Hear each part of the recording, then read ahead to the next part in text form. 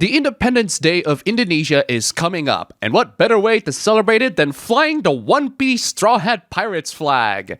No, really, people chose to fly the Straw Hat Pirates flag instead of the Indonesian flag. Why? Because it's a symbol against the distress from the Indonesian people of the corrupt, ineffective, and inefficient government, and that the independence of this country feels so hollow as we celebrate it while the government is doing their best to screw the people in this country. Personally, I will fly both of them. One to show my love for the country, where I hold its values dear and near, while the Straw Hat Gang Pirates flag is just a sign for the Indonesian government to better watch out, because the people will always be stronger united against you. Imagine raising a pirate flag straight out of a cartoon and expecting your government to take you seriously. Well, considering that the officials called the flag a threat to national stability, the irony is absolutely double-fold on this, as they're the ones who are taking this seriously, and they're the ones who are a threat to national stability. Taking you seriously is listening to what you have to say and accepting your demand.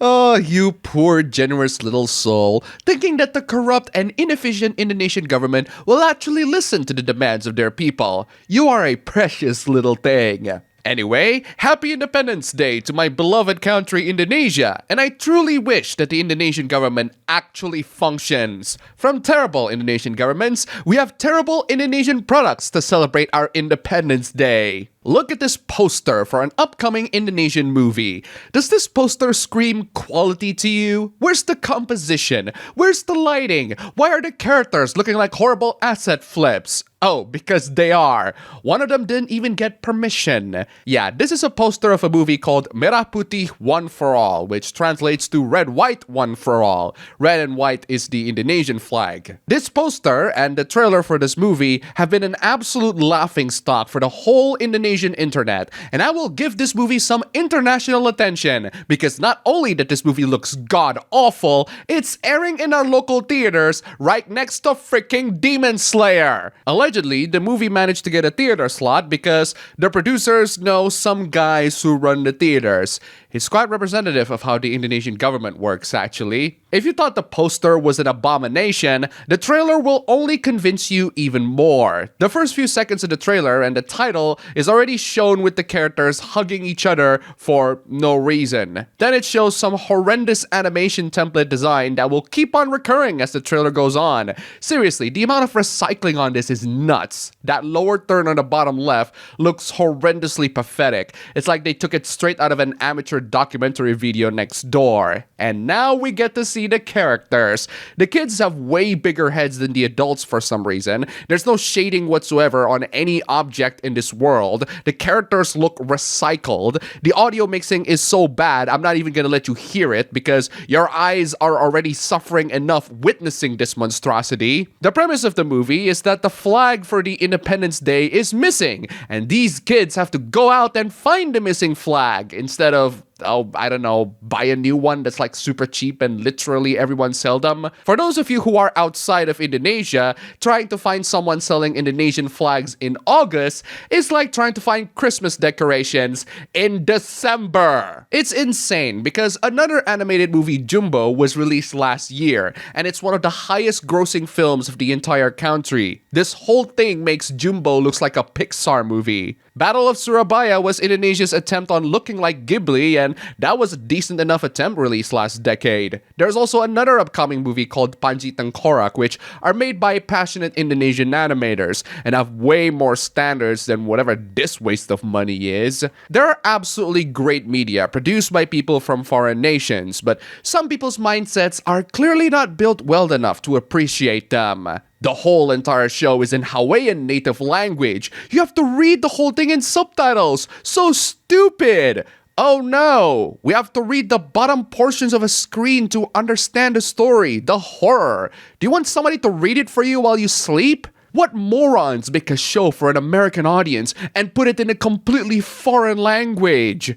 Was it really made for an American audience? You really have to think about that for a second. If I wanted to read, it would be a book. That implies that you do read books. Can you name 10 books? The virtue signaling here is comical. There's no virtue signaling. You just made a really dumb take. If the show doesn't have an audience, it gets cancelled. This also applies to shows that do not need subs. You read books, you watch movies, you don't read movies. No, you don't read the movies, dumbass. You read the subtitles. There's a huge difference between movies and subtitles. I too can be just as pedantic. The show had potential to be highly successful if it was created in the language of its audience. Well, I guess we should chalk all those anime and foreign shows as non-successful, right? Animes for weirdos and sickos with strange fetishes. Well, that's your opinion. That doesn't negate the fact that the media can be entirely on subs and still be successful. The first season, at least. People saying I can't read. Don't be silly. This is what I'm reading now. Y'all should read it. Yeah, it looks like you have too much political brain rot to recommend books about the death of liberalism. Regardless, I, as an Indonesian producing internet media, do my best to make sure that my products are up to par in competition with my international creators. So, if you like this video so far and you want to help a fellow Indonesian out, don't forget to click the like button, comment, subscribe, and leave some tips through any of these means, including YouTube membership, links below. Thank you to all the sponsors this week. You're all fantastic. Profit is theft. I'm not saying that as a statement that I agree with. I'm saying that because this person said it. Profit is theft. That's right, guys. How dare you make money off of your work? If you're going to criticize exploitative wage laborers, income inequality, or unfair wage gap between the workers and the owners, more power to you. But to consider the whole idea of profit is theft is just ridiculous. If profit is theft, then it must be the case that every exchange involves two thieves.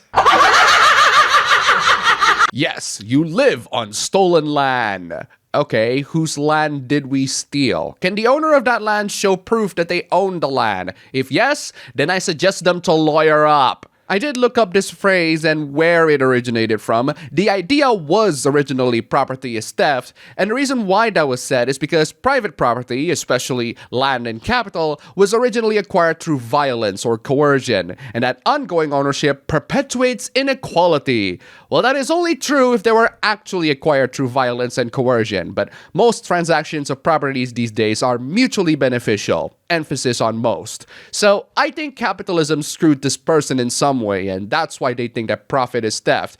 In that case, welcome to the real world. I want you to hand over all your private properties like your iPhones and your MacBooks because those properties are not rightfully yours. It's one thing to make profit for your business, but it's another thing to work for a business. In another installment of Office Work Ridiculousness, a coworker told HR that they were being exclusive for not inviting her to his wedding.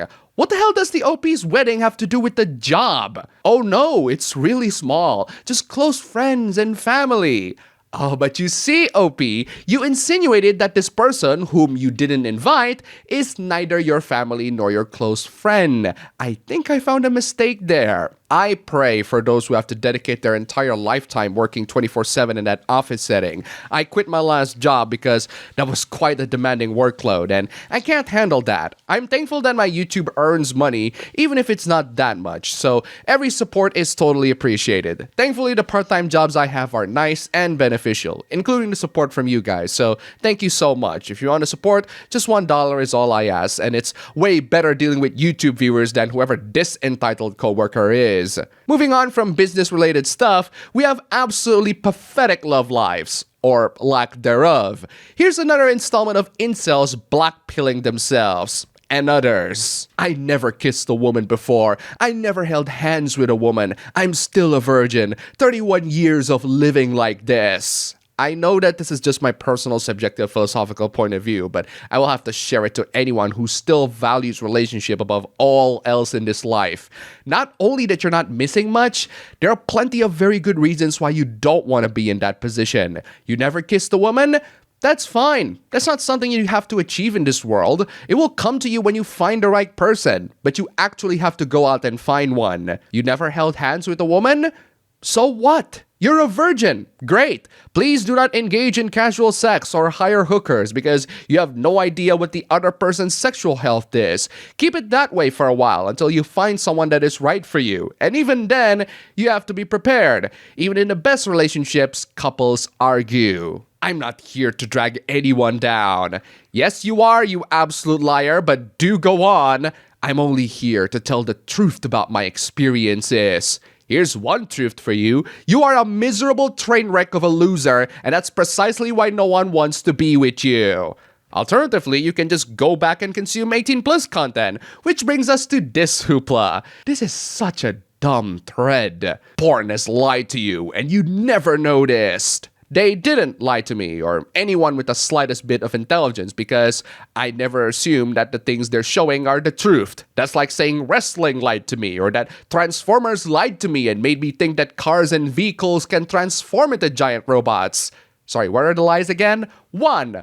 Orgasms are added during editing. Having a video featuring Mia Khalifa shows that this person has a small grasp of understanding of the diversity of adult content, as there are many that are not made professionally and do feature a more authentic experience, or at least try to simulate one. In fact, a lot of people prefer the amateurly made ones because of the authenticity. Even then, it's still very much obviously a fantasy. 2. They use drugs to keep the pleasure going. This one shouldn't really come off as a shock to anyone who not only has consumed porn, but also has pleasured themselves. Also, do you seriously think that people watch adult videos and think they are natural pleasure? That's like playing Battlefield and thinking that the real war is like that. 3. The positions are impossible because they are smooth, acrobatic positions. I have no idea what kind of adult videos these anti-porn activists are watching that the actors have to stretch out to impossible positions. Most of the ones that I saw are perfectly achievable positions